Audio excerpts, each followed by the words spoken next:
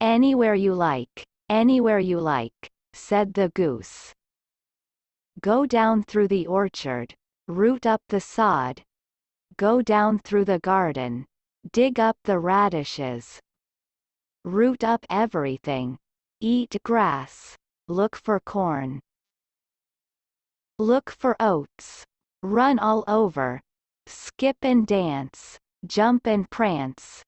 Go down through the orchard and stroll in the woods. The world is a wonderful place when you're young. I can see that, replied Wilbur. He gave a jump in the air, twirled, ran a few steps, stopped, looked all around, sniffed the smells of afternoon, and then set off walking down through the orchard. Pausing in the shade of an apple tree, he put his strong snout into the ground and began pushing, digging, and rooting. He felt very happy. He had plowed up quite a piece of ground before anyone noticed him. Mrs. Zuckerman was the first to see him. She saw him from the kitchen window, and she immediately shouted for the men. Homer! She cried. Pigs out! Lorvy! Pigs out! Homer! Lorvy! Pigs out! He's down there under that apple tree. Now the trouble starts, thought Wilbur. Now I'll catch it. The goose heard the racket and she, too, started hollering. Run, run, run downhill. Make for the woods, she shouted to Wilbur.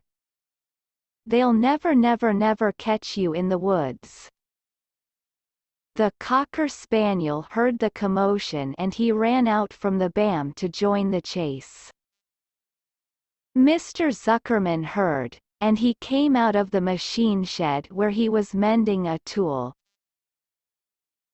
Lorvy, the hired man, heard the noise and came up from the asparagus patch where he was pulling weeds.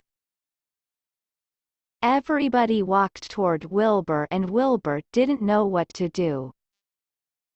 The woods seemed a long way off, and anyway, he had never been down there in the woods and wasn't sure he would like it. Get around behind him, Lorvy, said Mr. Zuckerman, and drive him toward the barn. And take it easy, don't rush him. I'll go and get a bucket of slops. The news of Wilbur's escape spread rapidly among the animals on the place. Whenever any creature broke loose on Zuckerman's farm, the event was of great interest to the others. The goose shouted to the nearest cow that Wilbur was free.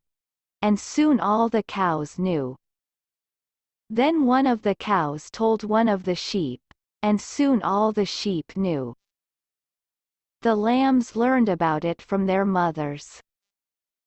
The horses, in their stalls in the barn, pricked up their ears when they heard the goose hollering. And soon the horses had caught on to what was happening. Wilbur's out, they said. Every animal stirred and lifted its head and became excited to know that one of his friends had got free and was no longer penned up or tied fast. Wilbur didn't know what to do or which way to run. It seemed as though everybody was after him. If this is what it's like to be free, he thought, I believe I'd rather be penned up in my own yard. The Cocker Spaniel was sneaking up on him from one side. Lorvy the hired man was sneaking up on him from the other side. Mrs. Zuckerman stood ready to head him off if he started for the garden. And now Mr. Zuckerman was coming down toward him carrying a pail. This is really awful, thought Wilbur. Why doesn't Fern come? He began to cry. The goose took command and began to give orders.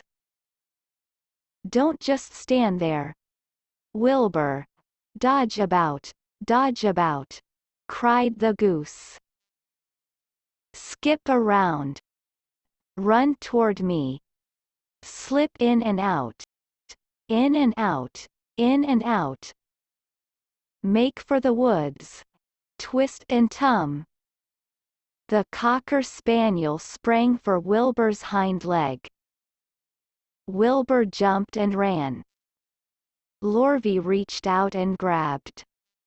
Mrs. Zuckerman screamed at Lorvy. The goose cheered for Wilbur. Wilbur dodged between Lorvy's legs. Lorvy missed Wilbur and grabbed the spaniel instead. Nicely done, cried the goose. Try it again, Run downhill, suggested the cows. Run toward me, yelled the gander. Run uphill, cried the sheep. Turn and twist, honked the goose. Jump and dance, said the rooster. Look out for Lorvy, called the cows. Look out for Zuckerman, yelled the gander. Watch out for the dog, cried the sheep. Listen to me, screamed the goose. Poor Wilbur was dazed and frightened by this hullabaloo.